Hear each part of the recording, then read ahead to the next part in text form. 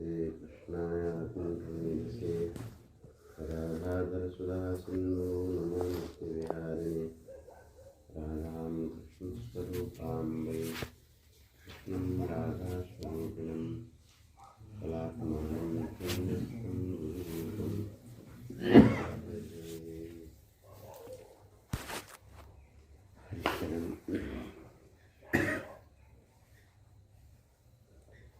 गीता जी के चर्चा के क्रम में हम लोग 10वें अध्याय का विषय वस्तु चर्चा कर रहे हैं।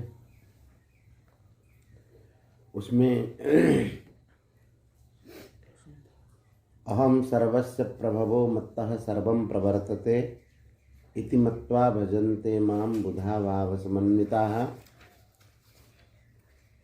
भगवान सारे सृष्टि के उत्पन्न करता है और भगवान से सब कुछ प्रवर्तित हो रहा है, सब कुछ चेष्टाएं हो रही है, ऐसा जो मान करके अनुभव करके भाव से युक्त होकर के भजन करता है, वे भक्त कैसे होते हैं?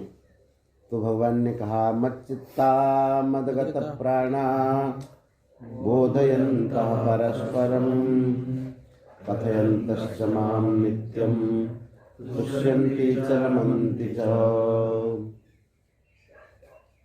वे लोग ऐसे होते हैं कि भगवान में उनका चित्त लगा रहता है, भगवान के लिए जीते हैं। मदगत प्राणा बोधयन्तः परस्परम, आपस में भगवान की कथा का चर्चा करते हैं और कथयन्तश्च मां नित्यम, भगवान के संबंध में एक दूसरे को संबोधित करते हुए तुष्यन्ति च रमन्ति च, वो संतुष्ट रहते हैं और उसी में ही रमन करते हैं।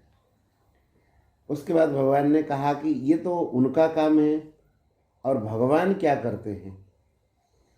तेषां सततयुक्तानां भजतां प्रीतिपूर्वकं ददामि बुद्धियोगं तं येन मामुपयान्ति ते। तेषां सतत युक्तानां, ऐसे मेरे में सतत युक्त है। सतत युक्त का मतलब, सतत का अर्थ नित्य निरंतर। नित्य निरंतर। नित्य तो है ही, निरंतर। निरंतर निरंतर का अर्थ सर्वदा। निरंतर का अर्थ जिसमें कोई अंतर नहीं है, कोई विघ्न नहीं, सतत भगवान में जुड़े हुए।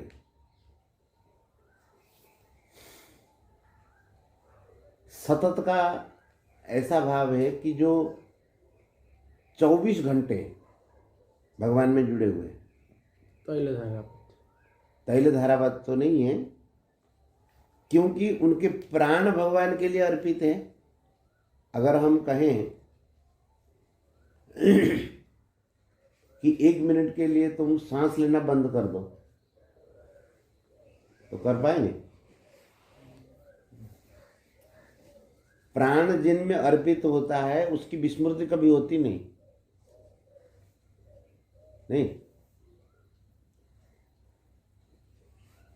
और सामान्य तरीके से उसको समझा देते हैं। आपने 1 लाख रुपया किसी आदमी को दिए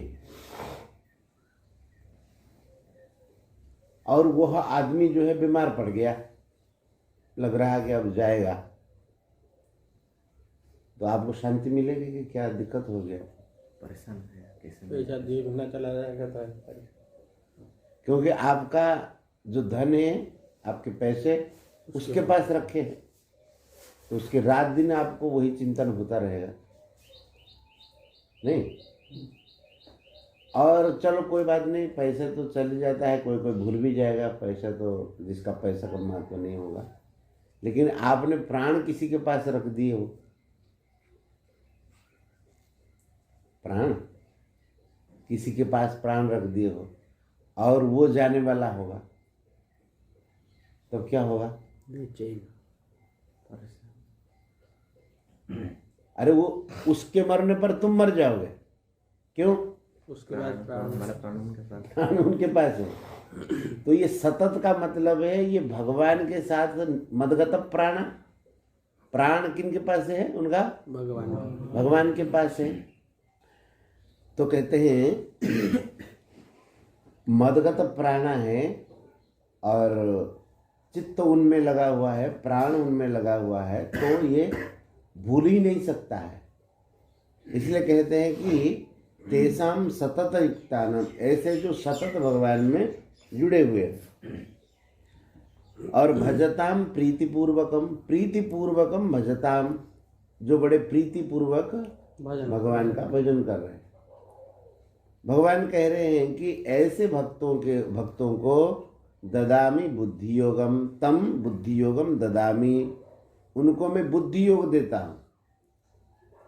बुद्धि योग का मतलब समझ में आता है? कर्मयोग। कर्मयोग का तत्व उनको समझा देता हूँ, क्योंकि ध्यान करो दूसरे अध्याय में भगवान ने कहा था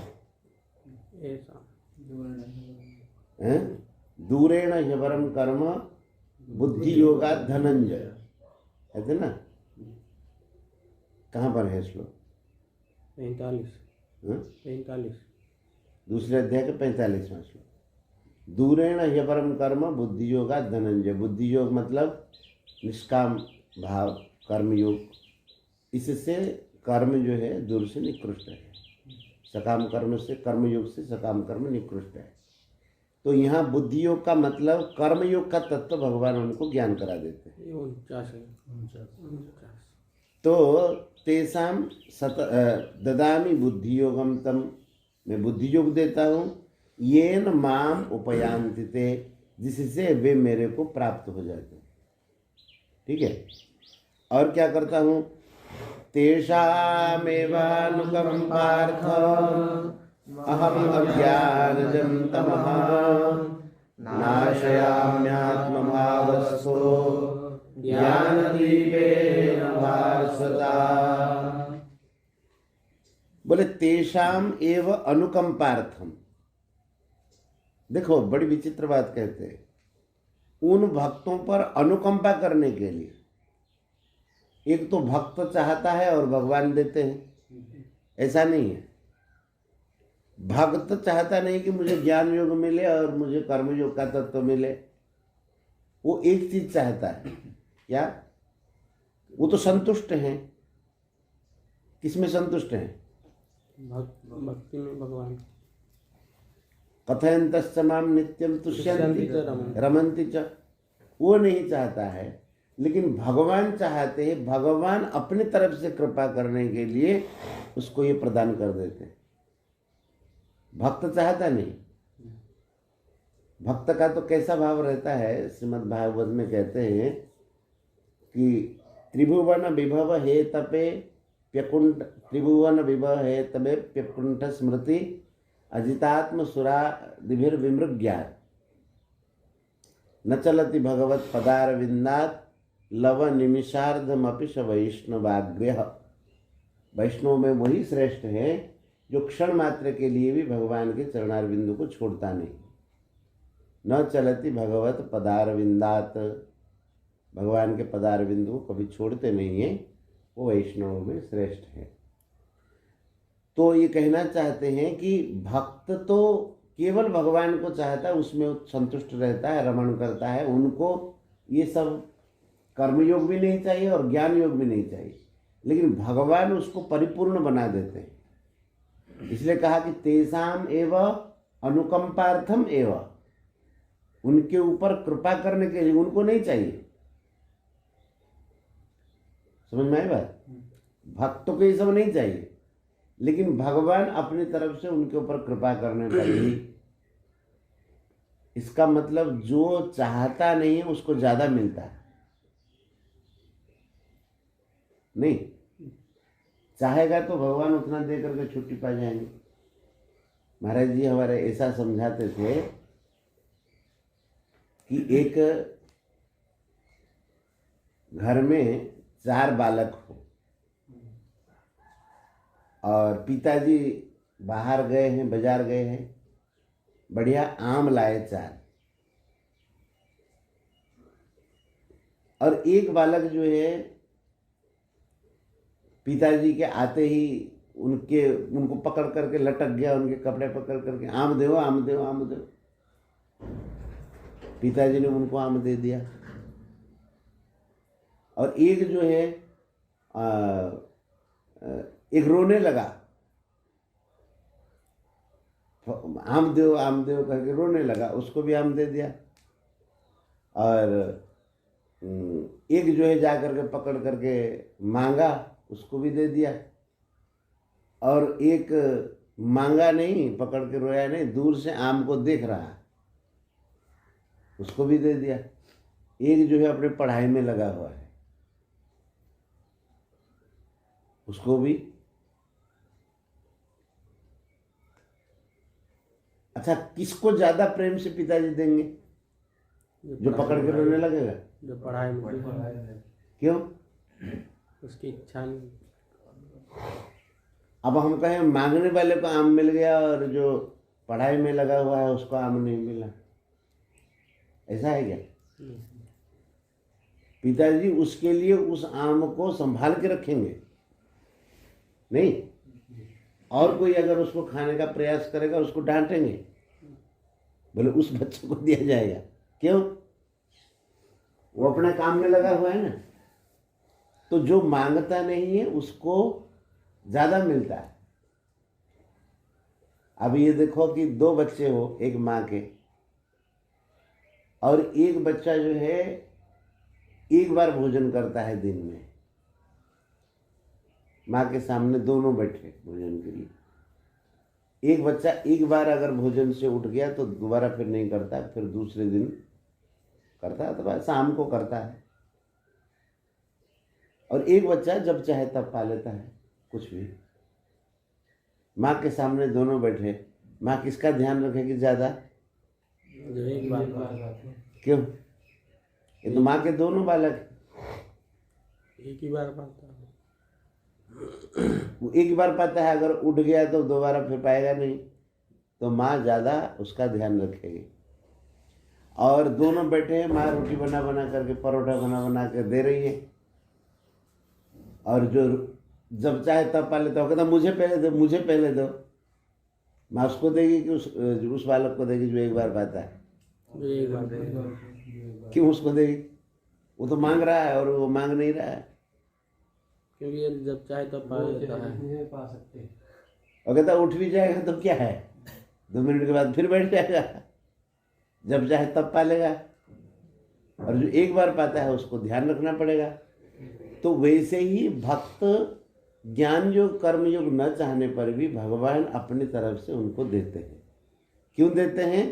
तेसाम एव अनुकंपार्थम, उन पर कृपा करके भगवान देते हैं। भगवान के मन में होती ये संतुष्ट रहता है और मेरे में रमण करता है, लेकिन कोई ऐसा ना कहे अरे ये तो भगत है, कुछ इसको आता जाता थोड़े, ये तो मजरा लेकर के अपना कर रहा है, मजरा कूट रहा है। कुछ लोग ऐसे भक्तों का अपमान कर देते हैं ना, कि भक्तों का कुछ उनको आता नहीं है, साधारण भक्ति करते। ज्ञान योग का कर्म योग का जिनको तत्व आ जाए वो बड़ा है ऐसा। तो भगवान कहते हैं ऐसा अगर कोई कहता है भक्त को तो वो मेरा अपमान हो जाएगा ना। देखिए भगवान का भक्ति, भगवान की भक्ति की, भगवान में रमण किया और कुछ उसको आता जाता कुछ नहीं, इससे भगवान का असम्मान होगा। इसलिए भगवान कहते हैं भगत जबकि चाहता नहीं है, वो तो नित्यम तुष्यंति च रमन्ति च, भगवान में संतुष्ट रहता है और नित्य रमण करता रहता है। लेकिन भगवान क्या करते हैं? उसको परिपूर्ण बना देते हैं। कैसे परिपूर्ण बनाते हैं? बोले ददामी बुद्धि योगम, तम बुद्धि योगम ददामी, उसको मैं बुद्धि योग देता हूँ। और क्या करता हूँ?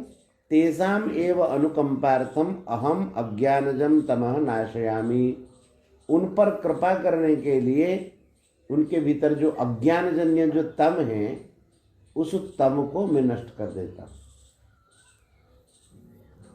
तेसाम एव अनुकंपार्थम अहम अज्ञानजम तमः नाशयामी आत्मभावस्थः, आत्मभावस्थः उनके आत्मा में हृदय में विराजमान होकर के भास्वता ज्ञान दीपेन, प्रकाशित ज्ञान दीप के द्वारा मैं उनके अज्ञानजन्य तम को नष्ट कर देता हूँ। इसका मतलब उनको ज्ञान योग का भी अधिकारी बना देता हूँ। समझ में आई? ज्ञान योग भी दे देते हैं भगवान, कर्म योग भी दे देते हैं, भक्ति योग और भक्ति योग तो वो खुद भक्ति योग ही है, भगवान में लगा रहता है। तो तीनों योग में वो परिपूर्ण रहता है। नहीं, भगत साधारण नहीं रहता, उसको भले ही दूसरे साधारण मान ले, लेकिन वो सब, हाँ आप कहेंगे कि ज्ञान योग का तत्व हो सकता है विवेचन न कर पाए, लेकिन शास्त्रीय विधि से न कर पाए, और ज्ञान योग क्या है बता देगा।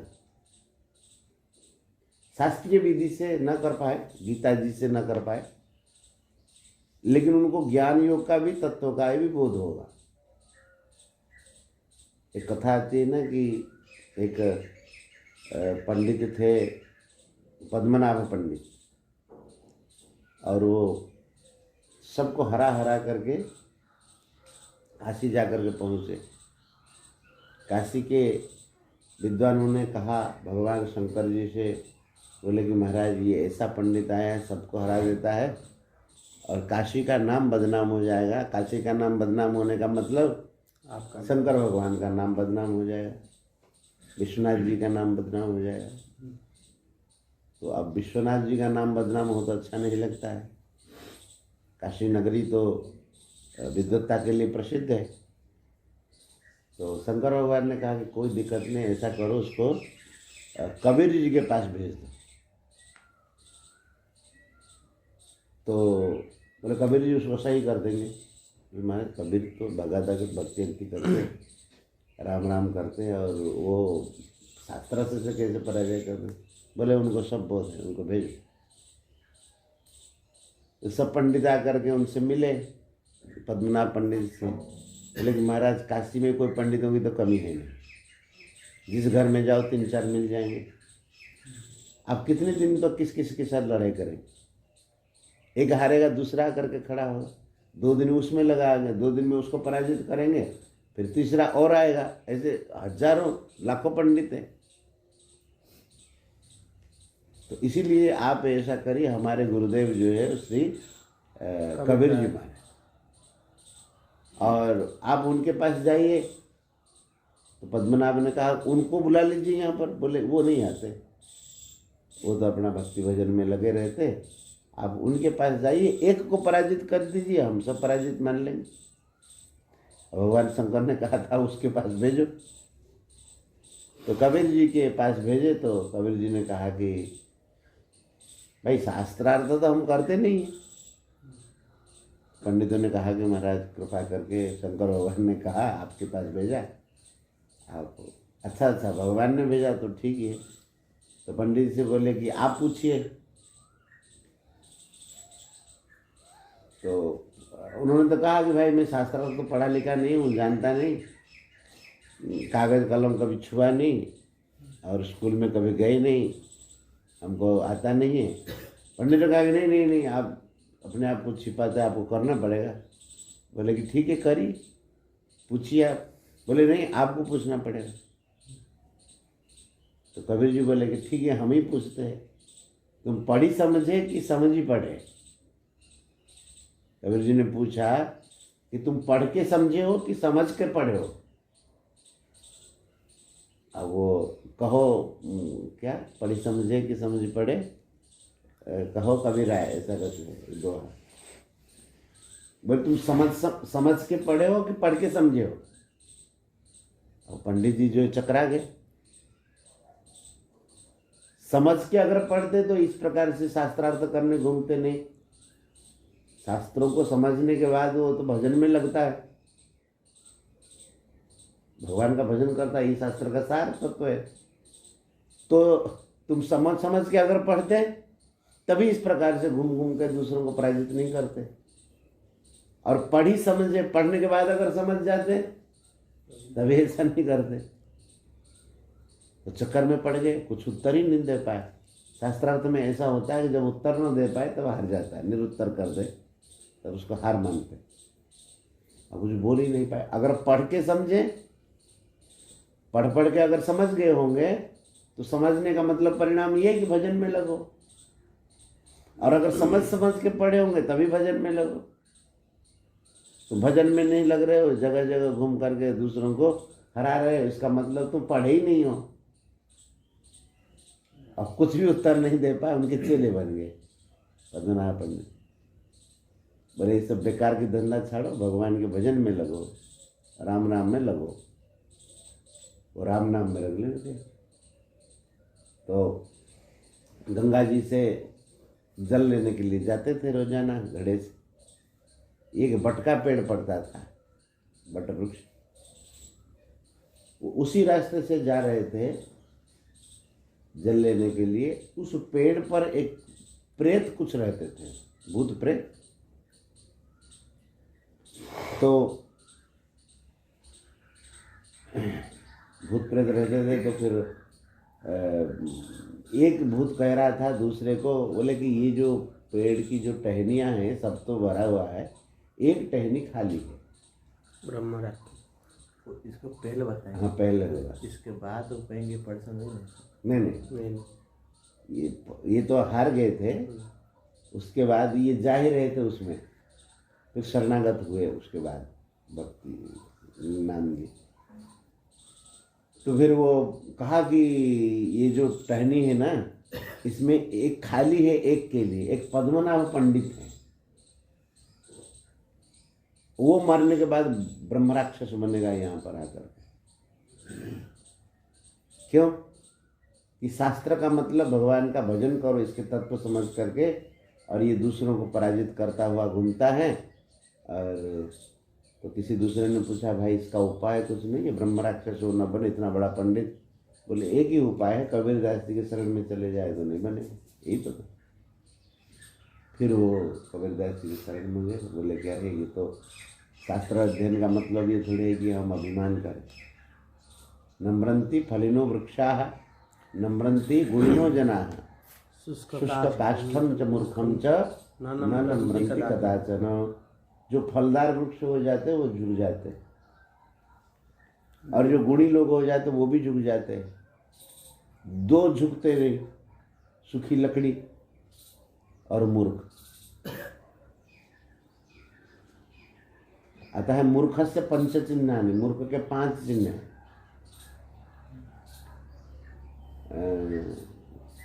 क्या है वो? हठी दुर्वचनी तथा नहीं, हठीचा प्रियवादीच परोक्तम नैव मन्यते। एक कुछ छूट रहा है। मूर्खस्य पंचचिन्हानि दुर्वचनी तथा हठीचा प्रियवादीच परोक्तम नैव मन्यते। मूर्ख का ये 5 चिन्ह है। कठोर वचन बोलेगा, दुर्वचन बोलेगा, और हठ करेगा हर बातों को, मैं जो कहता हूँ वही ठीक। और अप्रियवादी तो वे प्रिय वचन नहीं बोलेगा। और एक सबसे बड़ा लक्षण है, दूसरे ने कह दिया तब हम मानेंगे नहीं। गर्व कर, ये मूर्ख का पहला बढ़िया लक्षण है। क्या? दूसरे ने कहा और वो कह दिया ना, नहीं नहीं ऐसा नहीं, इसका मतलब ये मूर्ख का चिन्ह है। तो इस प्रकार से भक्त को सब आता है। कबीरदास जी लगते थे कि राम राम राम राम करते हैं, लेकिन उनको ज्ञान था सब तत्वों का।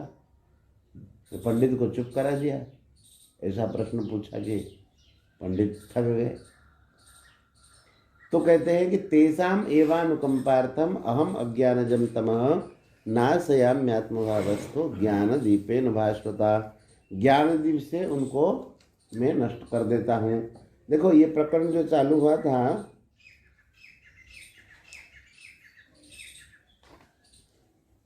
ये भगवान की विभूति और योग को जानने वाले की विशेषता है। एताम विभूतिम योगम च मम यो वेत्ति तत्ततः सोविकंपेन योगेन युज्यते नात्र संशय। तो उसी बात को कहा है कि तेषाम सतत युक्तान, है ना, भगवान की विभूति और योग को जानने वाला अविकंप योग से भगवान का भजन करता है, नित्य योग से भजन करता है, और भगवान की उन पर कृपा होती है। भगवान उसको ज्ञान योग देते हैं और भक्ति योग देते हैं। यह जान करके अर्जुन के मन में बड़ा भाव आया। बोले कि देखो भगवान की कितनी कृपा है भक्तों पर। भजन करने वाले भक्तों को, उनके विभूति और योग के तत्व को जानने वाले भक्तों को भगवान सब कुछ दे देते। तो भगवान के मन में आया भगवान की विभूति और योग तत्व को हम भी जानें। तब अर्जुन प्रश्न करते हैं। अर्जुन उवाच परम ब्रह्म परम धाम पवित्रम परमं भवान् पुरुषं शाश्वतं दिव्य मादिदेवमजं विभुम्। भगवान से अर्जुन स्तुति करेंगे, उसके बाद फिर विभूति और योग को विस्तार सह कहने के लिए कहेंगे। आज यहीं विराम करते हैं। आप लोग सब जाकर के आसन प्राणायाम कर लें। गोविंद जय जय गोपाल जय जय गोविंद जय जय गोपाल जय जय श्री राधा रमण हरि गोविंद जय जय राधा रमण हरि गोविंद जय जय राधा रमण हरि गोविंद जय जय राधा रमण हरि गोविंद जय जय। वृंदावन बिहारी लाल की जय। श्रीमद् भगवद गीता मैया की जय। राधा रानी की जय। जय श्री राधे।